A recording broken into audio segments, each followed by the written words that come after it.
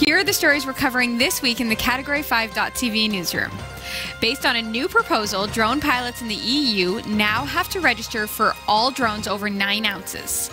Another use for 3D printers at home as a university student prints his way to a better smile. Binaural 3D sound will make the new Doctor Who episode terrifying. An amazing step in bionic hands has been announced, and a new camera developed in Sweden is faster than any photography gear on the planet. These stories are coming right up. Don't go anywhere. Now here's another great way you can support the shows you love from the Category 5.tv network by shopping at GearBest. That's right, Jeff. cat5.tv/GearBest. It's an online store for the geek streak in you. Or the loved ones. Well, of course. I mean, especially your loved ones, right? Because cat5.tv/GearBest, quite frankly, has all of the greatest tech gifts that you could ever hope for at rock-bottom prices. Do they have cell phones? You betcha.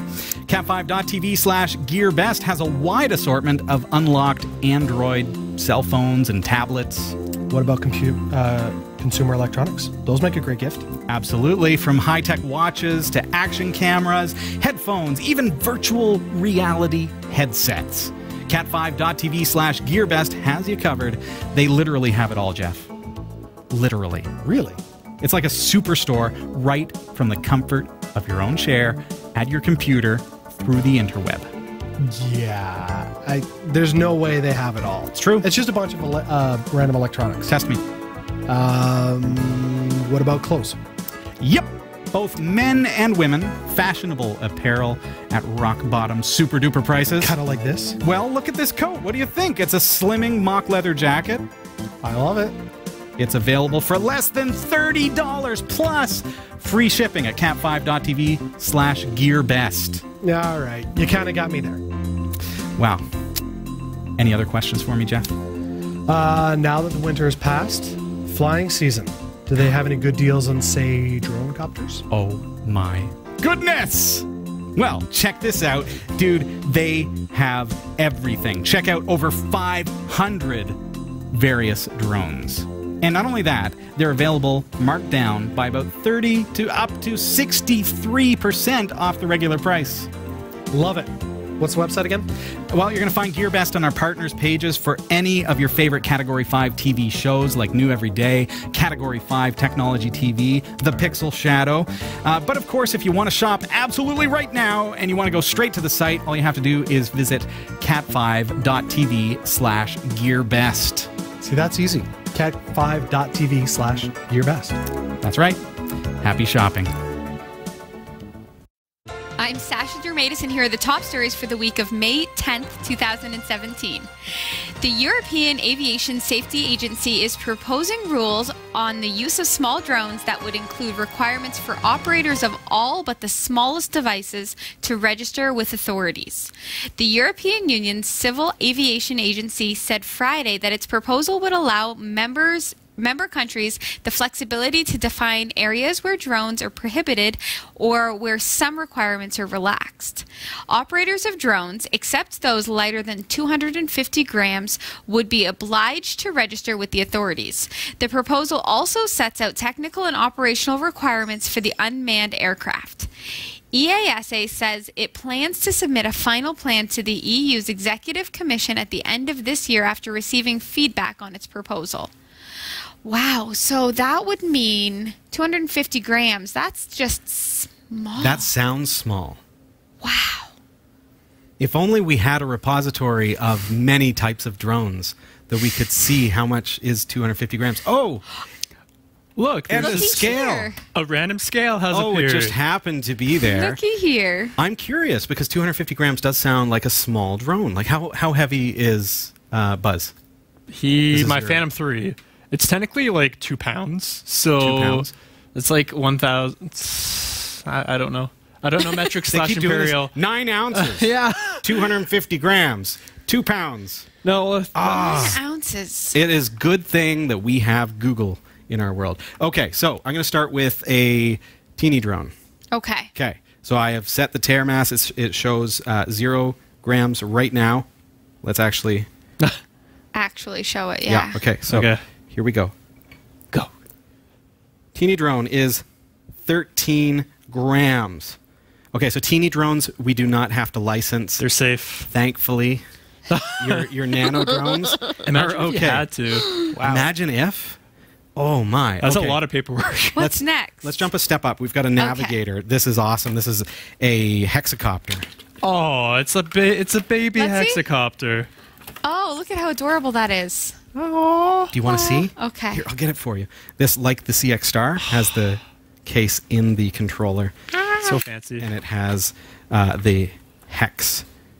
Okay, I'm going to put it on there so that I can take a video of it for you. That's what it looks like. Ooh, ah. So shiny. Super pretty. And it is 13 grams. Beautiful. Okay, we do not have to register our navigator. Okay, so we're safe. We can go 250 flying. grams is the cutoff. 250. Okay, and this Yeah. is 13, so we are golden. Okay. So far. Knock on wood. So far. Now we're dealing with some pretty teeny things. Hence the name. So Teeny then- drones. Yeah. Okay, I'm just going to set that aside. Hello. What do we got next? What have you next? That's an H101 from Fleurion. It still feels light. Let's throw it on in the box. Let's throw it on in the box and see. That's only 200 grams in the box. Okay, so Okay, you should so be it's safe. We know that one's good. What's next? Okay, we've got what I call the Spider. It looks like a The tarantula. E20. It really does. This thing is sweet to fly, Henry. It's just like a cloud. Controlling a cloud. Never been opened. Oh, it's definitely teeny tiny. It's not gonna weigh a ton. I'm gonna have to hope put it not. outside. Yeah, a ton. Yeah. That one is 53 grams. Now I'm pushing down with the cable. It's like add weight. I'm stuck. Oh my gosh. Not pre-planned. Okay. So that one we know we're good. Okay. How big do you need to be to have to license these things? What now? about It's not really size, it's mass. It's weight. So What about this? batteries, you think this one? Physics. This one here, that's pretty heavy. That's the Microdrone 3.0. Oh, yeah. It's got the separate batteries and everything. Yeah. I remember this guy. Yeah, he's a good flyer. Yeah. Jinx. The drone itself is pretty light. So, of course, when it's in the air, it's going to have a battery as well. Mm-hmm. Do we have batteries in here? Oh, I hope so. We don't. So the weight is all that controller. Would the weight have to be with or without the battery? Probably With battery. with the Because- battery. Unless Anything it in the like air. flies without a battery. That'd be Right. cool. She's only 50 grams without the battery. Mm-hmm. I can't see a battery being 200 grams. I don't know. Batteries. We're these safe with the days. Microdrone. And kind of probably our biggest toy flyer. I don't even know what this is. EA Sheen E30. Okay. Let's get it out there. Ooh, she's black. That's fancy. It's like a really, really small Phantom 3 Pro, but in like a black plastic. And Keen small. observation. I don't know. It might Does be it a come green with- plastic. Oh, it does have a very small battery in there. Okay. But So it's it's all it's a set. slightly larger quad. Right. So let's throw that on there. And we are still safe, folks. So it looks like if I Toy bring this up, drones need toy not. drones are going to be safe. Toy drones need So it looks not like be you're okay. licensed. Yeah, 103 grams. So that one's a little bit heavier, but we're still golden. So hey, if you're flying these guys, I think you're going to be okay. Right. Once you get into the larger, more professional drones, They'll need a license. you're going to need to license that under the new rules. So now really the motivation will be for drone manufacturers to find a really good lightweight material. You're going to see a lot of crazy awesome drones coming out at 243 Space. grams. They'll be like injected with like, I don't know, like helium inside the drone itself. Can you imagine? Helium drone. Helium drone? Looks weird with the balloon on top. Right. That's I hilarious. once bought a tank of helium, and it was super light when I bought it, and then I filled a bunch of balloons, and I went to go move the tank, and the tank was so heavy. Really? The helium. When it was empty? Yeah. Oh my. It was such a mind trip. That's crazy. Aw. Okay. Man. All right, back to the news. An undergraduate at New Jersey Institute of Technology made his own plastic braces using a 3D printer, $60 of materials, and a healthy dose of ingenuity, and they actually worked. Amos Dudley had braces in middle school, but he didn't wear a retainer like he was supposed to, so his teeth slowly shifted back. He didn't want to shell out thousands of dollars for a whole new round of braces, so the digital design major decided to make his own. On his blog, Dudley wrote that he was an unlikely combination of two things. He was broke, and he had access to a high-quality 3D printer through his university. He took full advantage of this. The process wasn't exactly easy. He had to research orthodontic procedures and plot the route of his successive braces so his teeth would move in the right way. But once that was done, all it took was fabricating a series of models out of relatively inexpensive plastic and then following through on wearing them. And it was worth it for Dudley, whose smile turned out looking remarkable. Now, we have a good old before and after of this, right? Yeah, it was up on the screen, so you folks saw that. Yeah. But here's the before. Yeah. And now I can see that he's got the retainer on the top teeth there. Okay, yeah. It really reminds me of Invisalign. And I'm not sure if it's a patented technology, so I don't know if we're going to see his, invention or idea go to, the mass market, because does Invisalign have a patent on that? I'm not sure. I don't know. The invisible braces, but that's You'll show me exactly the what after, that looks like. right? So that's the before. Okay. All right? And there's the after. Oh, No way. look at that That smile. is have it. awesome. Isn't that cool? I hope that he made that a project. Like, I hope that was his... Oh, yeah. Like, he got his doctorate in that or something. Just like master's thesis. I can do this now. That's right. That's awesome. And look at him smile. Amazing. Cool $60 worth of materials. I know. And they are so expensive. I mean, you try to correct a smile, Right. it is very expensive. Wow. That is great. Okay.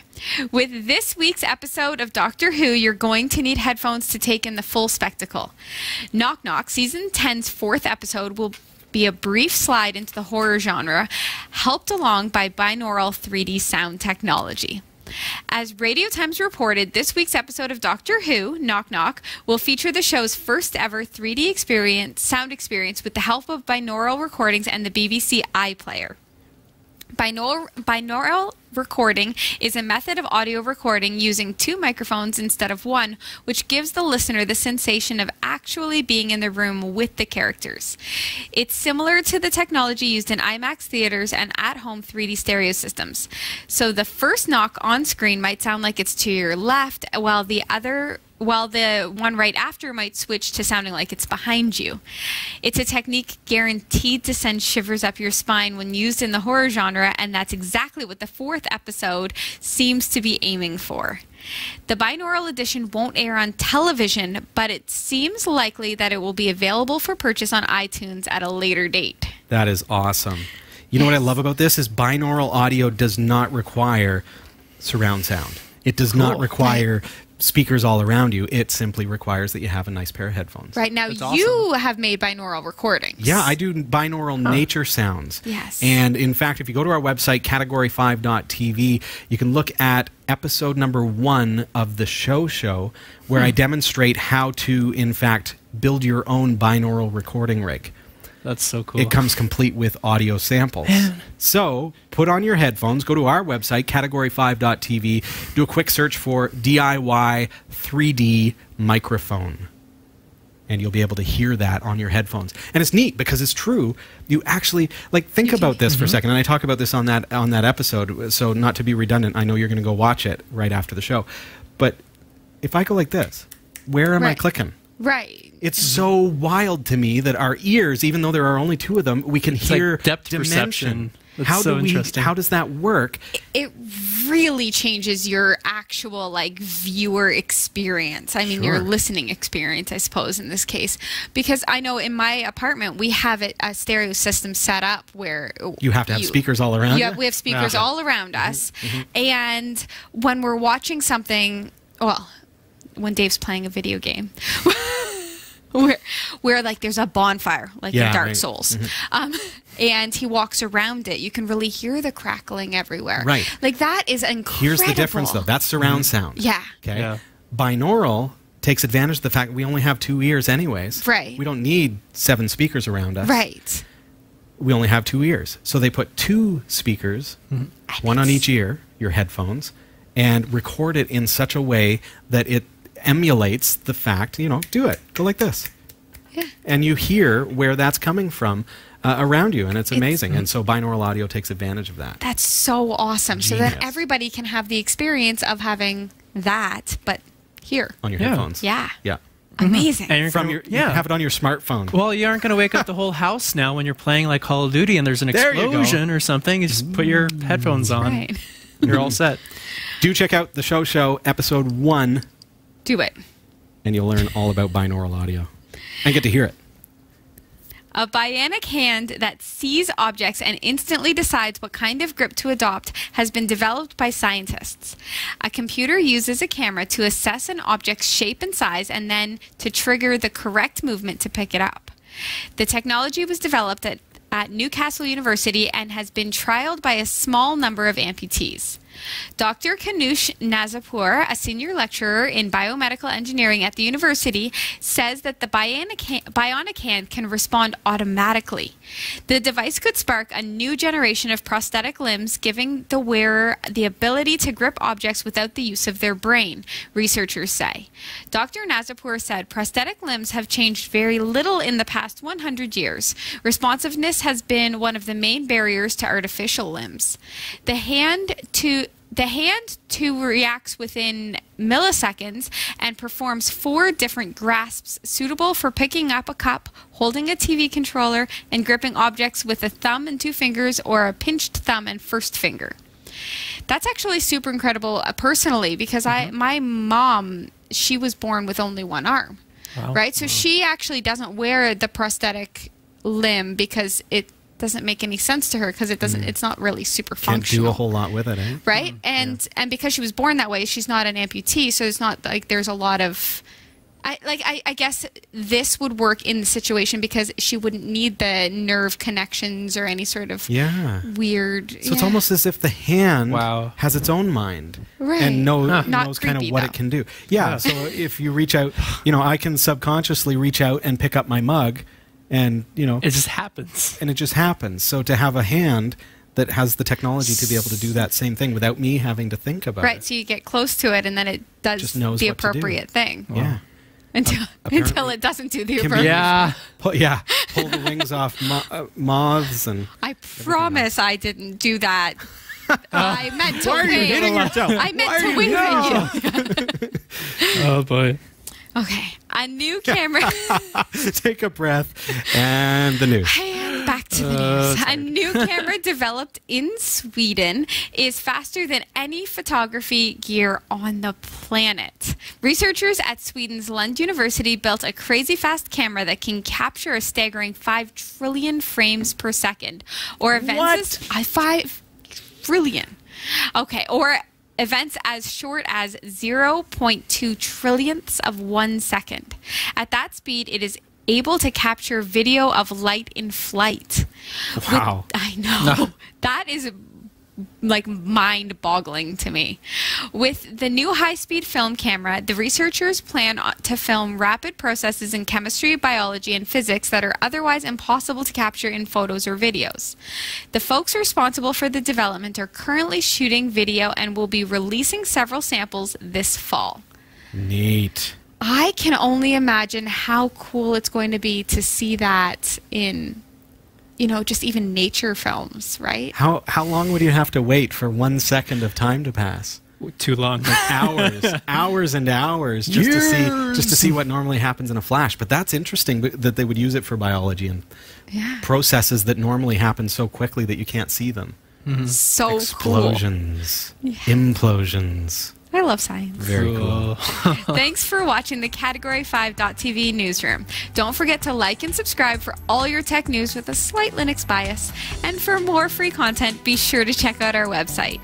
From the Category5.tv newsroom, I'm Sasha Dermatis.